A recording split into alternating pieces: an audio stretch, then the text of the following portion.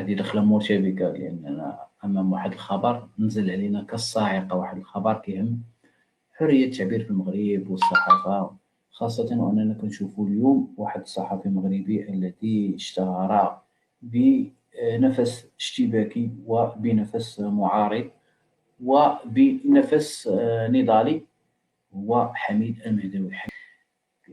تم تأييد إدانة حميد المهداوي بسنة ونصف حبسا نافذا وغرامة 150 مليون سنتيم لفائدة عبد اللطيف وهبي. ونعلم جميعا أن عبد اللطيف وهبي رفع عدة شكايات ضد الصحفي المغربي حميد المهداوي، وتم الحكم عليه ابتدائيا بنفس المدة ونفس المبلغ، وفي الاستئناف يتم تأييد حكم الإدانة. قضت محكمة الاستئناف بالرباط اليوم الاثنين، يعني حنا كنهضروا في 32 من هذا الشهر بالضبط، قضت محكمة الاستئناف بالرباط اليوم الاثنين بتأييد الحكم الابتدائي بإدانة الصحفي حميد المهداوي مدير نشر موقع بديل بسنة ونصف سنة حبسا، يعني سنة ونصف حبسا نافذا، وأداء غرامة مالية قدرها 150 مليون سنتيم لفائدة وزير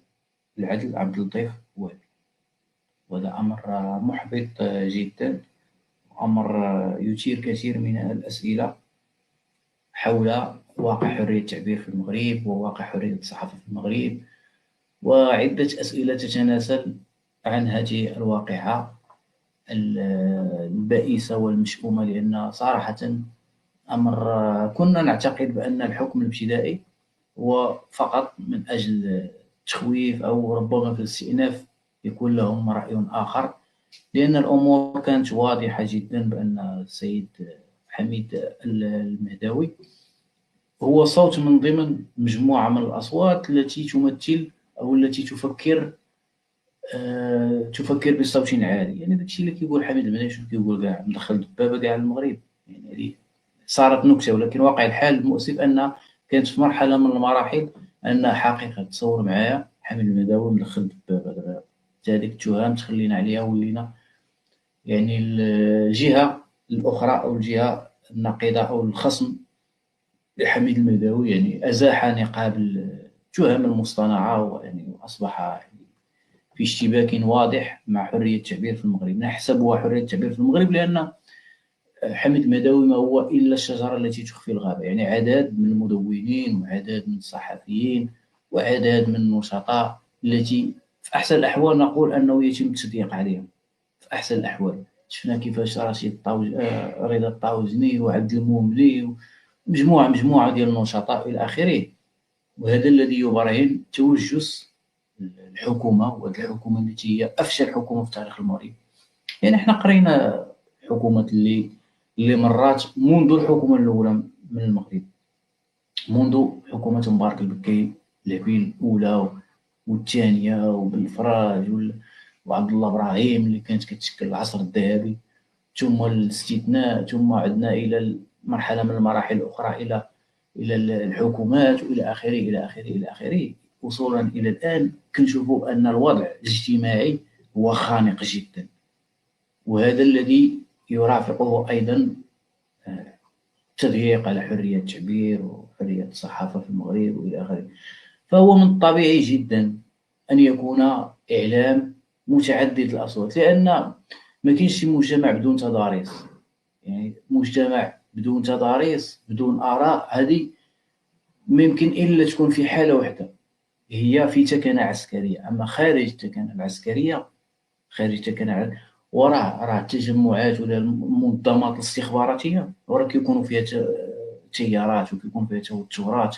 شي تنظيم استخباراتي اختار أي تنظيم استخباراتي، اختار لاسيا نتايا، هذيك لاسيا راه ماشي حجرة صماء، لأن ما كاينش شي إنسان كيجي لهذاك التنظيم الاستخباراتي بلا طعم وبلا لون.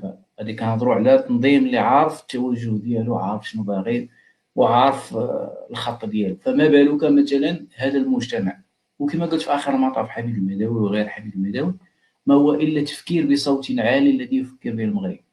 ولو أن حميد المهداوي كما يعني يشيع الكثير بأنه انزلق إلى كثير من المداهنة انزلق الى كثير من شنو نقول لك، كاين اللي كيسميه انه مداهمه، كاين اللي كيسميه انه استسلام، كاين اللي كيسميه انه باع الماتش الى اخره.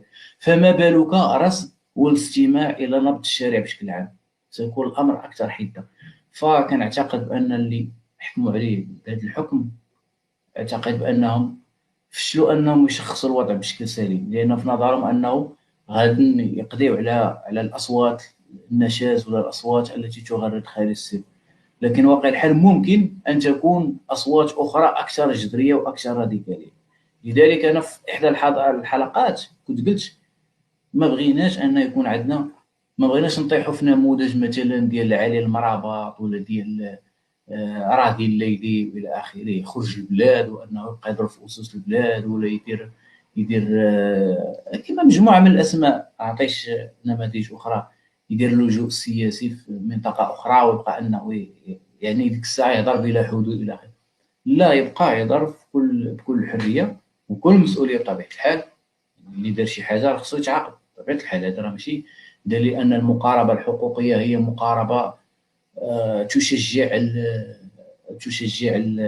الجاني. لا بالعكس، المقاربه الحقوقيه تريد ضمان الحقوق. ومن اللي في البدايه انا قلت هذه اسوء حكومه في تاريخ المغرب، هذا دليل على ان هذه الاصوات التي تتحدث يعني ومشتبكه في النقاش العمومي هي لا تقوم الا بالنظر القليل، او لا تقول الا بالنظر القليل، لا تتحدث الا عن القليل. يعني هذاك رأس جبل الجليد مخوفية أعظم، يعني تتحدث غير رأس الجبل الجليد. فالخطاب ديال حميد المداوي هو عادي جدا، ولكن هناك من يقلقهم لأن المسألة في نظرهم لا تريد السماع إلى أي صوت نشاز، تضييق الحريات اللي هو كيبان بشكل عام، كيبان بشكل واضح. أنا ما غاديش نتحدث بزاف لأنه هذا أمر مؤسف، وما يمكنش أننا في نفس الوقت أننا نمر عليه مر الكرام، لأن ارتفاع منسوب التشهير في المغرب دليل على أن هناك من يريد صحافة من نوع خاص كتسمى بصحافة كولومبيا، التي تتحدث عن الفضائح وتمس أعراض الناس. وهاد الناس للأسف أنهم لا أحد يكلمهم أو لا أحد يحدثهم، كأنهم أصبحوا من المحميون الجدد.